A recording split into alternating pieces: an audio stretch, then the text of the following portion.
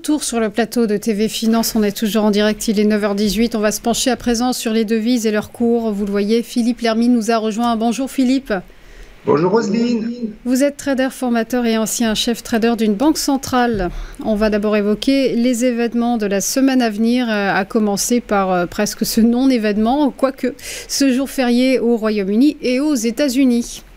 Oui, donc c'est Spring Bank Holiday et au UK et Memorial Day donc aux USA. Donc c'est le seul jour de l'année où les deux places majeures sont fermées.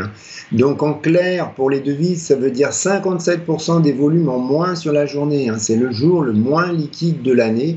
Donc pour le trading, je vous rappelle que les jours fériés se concrétisent donc le plus souvent par un trading range qui est plus étroit que d'habitude, d'environ 60% de moins, statistiquement parlant.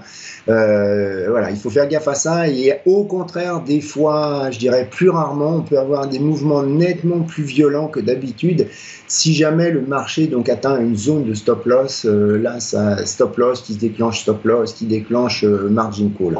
Voilà, donc attention quand même. Et on enchaîne avec l'inflation en zone euro, évidemment un chiffre qui sera scruté par les opérateurs de marché et ce chiffre devrait remonter légèrement.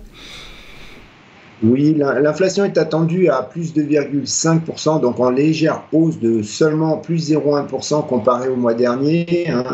Et hors alimentation et énergie, elle devrait rester inchangée à plus de 2,7%.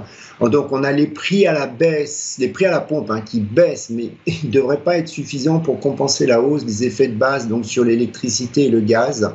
Alors à l'inverse, on a l'inflation dans l'alimentation qui devrait continuer son ralentissement et passer de plus 0,9 à plus 0,7% sur un an glissant.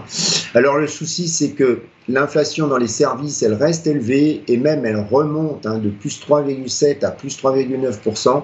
Alors pour l'instant, c'est un effet technique, c'est à cause des effets de base négatifs avec la fin du ticket de train à 49 € en Allemagne. Voilà, donc attention parce que donc la tendance au ralentissement de l'inflation devra donc être interrompue au moins ce mois-ci. Alors à plus long terme, le problème c'est que les salaires négociés sont en hausse de 4,7% sur un an et c'est même pire en Allemagne, c'est 5,9%. Donc c'est au plus haut depuis l'introduction de l'euro, ce qui laisse penser que l'inflation dans les services n'est pas près de ralentir et ça gêne la BCE.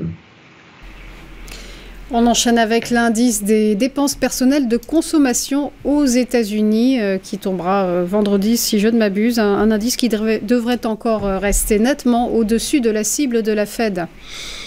Oui, alors les dépenses de consommation personnelle des Américains, donc hors alimentation et énergie, donc devraient ralentir de plus 2,8 à plus 2,7%.